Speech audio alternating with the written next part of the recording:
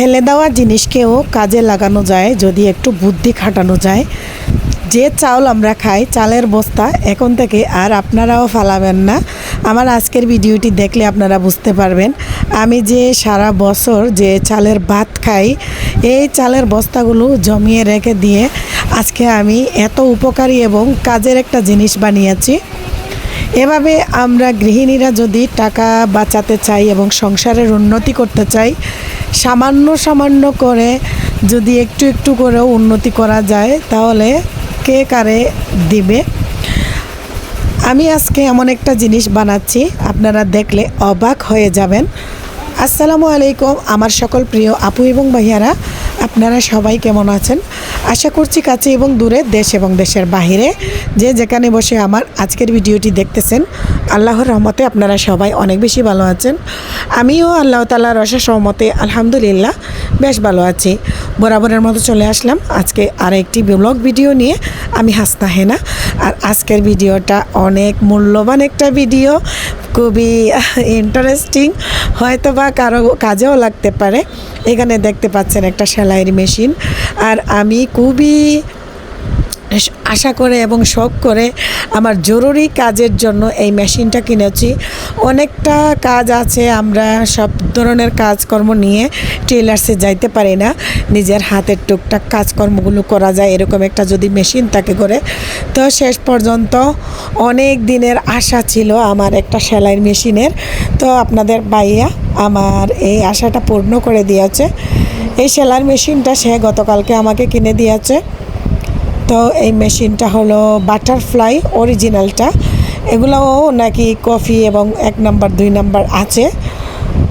তো অনেকেই বলে যে এটার দাম বেশি হয়ে গিয়েছে, আর আপনাদের ভাইয়া আমাকে বলল এটার দাম বেশি হওয়ার কারণ হলো এটা অরিজিনাল, সেজন্য। তো এটার ভিতরে মেমো আছে, আর এই যে ববিন আছে, ববিন কেস আছে, তারপরে একটা কাটার আছে, একটা ইঞ্চি টেপ আছে, আর যে সিজার মিজার অনেক কিছু, সুই টুই কত কি আছে, একটা শাটল আছে এক্সট্রা, যা যা সাথে আছে সবই আপনাদেরকে দেখিয়ে দিচ্ছি। আর এটা অরিজিনাল বাটারফ্লাই।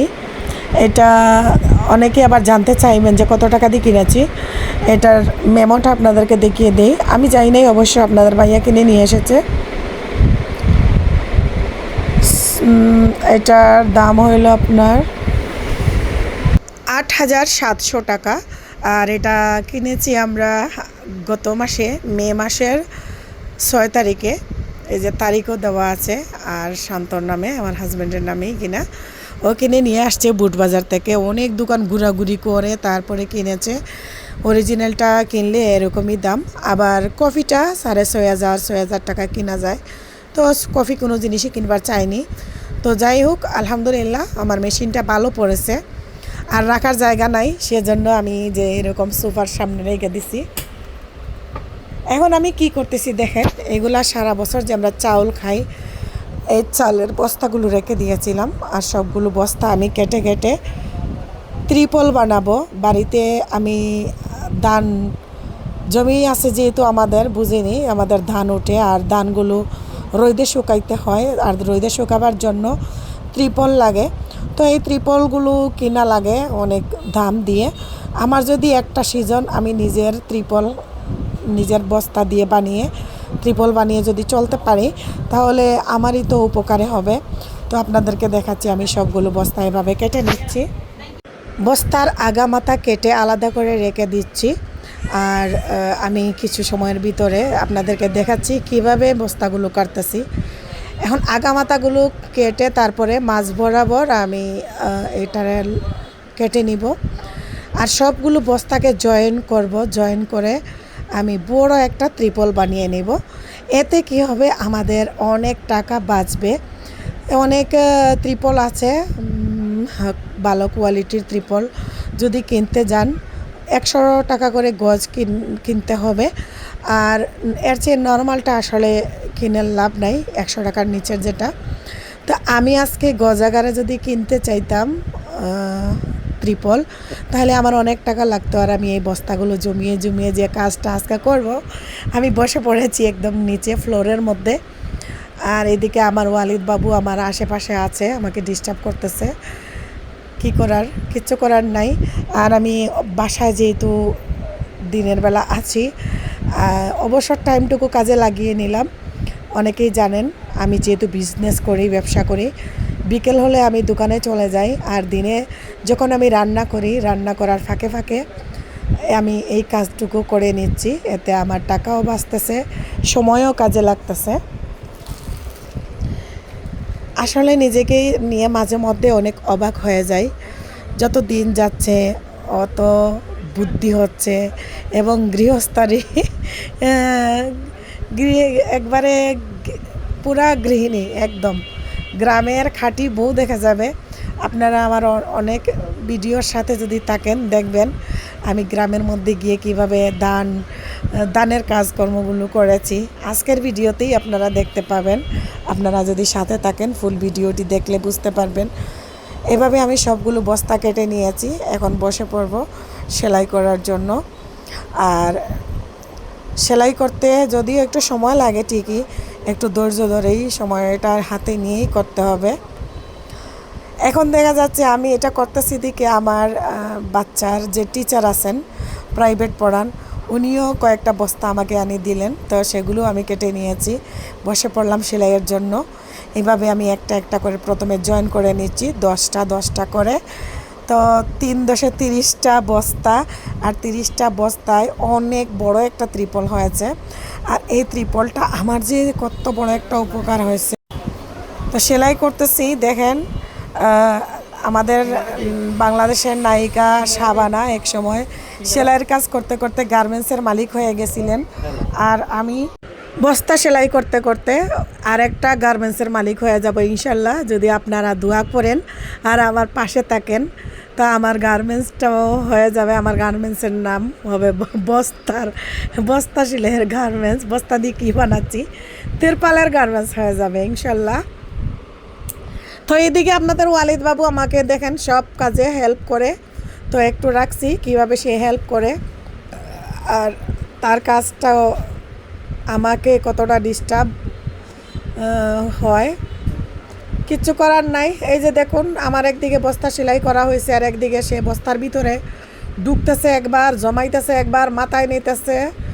তো এই অবস্থা, কিচ্ছু করার নাই। আর কিছু কিছু কাজ আছে করতে গেলে ঘরের অবস্থা এলোমেলো হয়ে যায়। তো হাত তো আমার দুইটা, আর দুইটা হাতে সব দিকে খেয়াল রেখে কাজ করতে হয়। বাড়িতে চলে আসছি আর সেই বৃষ্টি। আর এখন আমার ত্রিপলটা কী কাজে লাগছে আপনারা দেখুন। আমার এখানে ধান রাখা আছে, আর এমন পরিমাণের বৃষ্টির মধ্যে আমার বস্তা দিয়ে যে ত্রিপল বানানো, সেই ত্রিপল গুইরা রাখছি। আপনারা না দেখলেই বুঝতে পারবেন না সেই পরিমাণের বৃষ্টি। মাবুদ এরকমের বৃষ্টি বাপের জন্মে দেখি নাই। আমি বাড়িতে ধান ওঠাবার জন্য আসছি, আর অনেকগুলা মানুষ লাগাই নিছিলাম ধান উঠাবার জন্য। যাই হোক, ধান তো কাটা শেষ হয়েছে, কিন্তু ধান আনা শেষ হয় নাই। আমাদের ক্ষেতের মধ্যে অনেক ধান রয়ে গেছে, আর কিছু ধান আনা হয়েছে। এই ধানগুলো এইভাবে ত্রিপল দিয়ে ঘুরে রাখছি। তো আপনাদেরকে দেখাবো কি করছি। এই ধানগুলো নিয়ে যে একটা মহা বিপদে পড়ছিলাম বৃষ্টির জন্য। সেই বৃষ্টি, আল্লাহ মাবুদ, বৃষ্টির নিয়ে খুব সমস্যায় আছিলাম।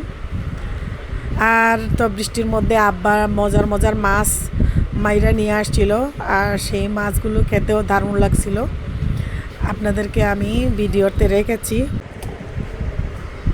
আর এইদিকে একজন বৃষ্টিতে ভিজতেছে, দেখেন ভিজতে কী হইতেছে। আর ভিজতেছে, বাড়ি পরিষ্কার করতেছে, বাড়ির আঙ্গিনা আশেপাশে যে ময়লা দেখে ময়লাগুলো পরিষ্কার করে। তা আমি যে ওরে ভিডিওতে রাখছি, ও একবারই বুঝতে পারে নাই। যাই হোক, পরের 3 দিন পরে একটু রোদ উঠছে, আর এদিকে আমার ধানগুলো ভাঙাবার জন্য মেশিন চলে আসছে। আর আমার শ্বশুরবাড়ির এলাকায় কিভাবে ধান ভাঙে দেখুন। আমার সবগুলো ধান এভাবে ধান একদিকে যাচ্ছে, আর ধানের খড়গুলো আরেক দিকে যাচ্ছে। শেষমেশ যেহেতু বৃষ্টি চলে আসতেছে, এই মুহূর্তেই কিন্তু আবার বৃষ্টি চলে আসবে। আর বৃষ্টি যেহেতু চলে আসবে, তখন আর বসে থাকতে পারবো না, আমি নিজেও কাজে লেগে যাব। আমার আজকের ভিডিওটি যদি আপনাদের ভালো লাগে প্লিজ আপনারা একটা লাইক কমেন্ট শেয়ার করে দিবেন আপনাদের ফ্যামিলি অ্যান্ড ফ্রেন্ডসদের সাথে। আমি কিন্তু তরপালটা সরাই দিছিলাম একটু রোদ দেখে, যেহেতু মেশিন চলে আসছে ধান ভাঙাবো, তো যেগুলো একটু ভিজে গেছিলো, ভিজা ধানগুলো যাতে একটু জড়জড়া হয়, নিচে একটা ত্রিপল রাখতে হয় আর একটা ত্রিপলের উপরে বাকি ধানগুলো রাখতে হয়। তো ধানগুলো আজকে বাঙ্গাই নিলে তারপরে আল্লাহ যা করে করব।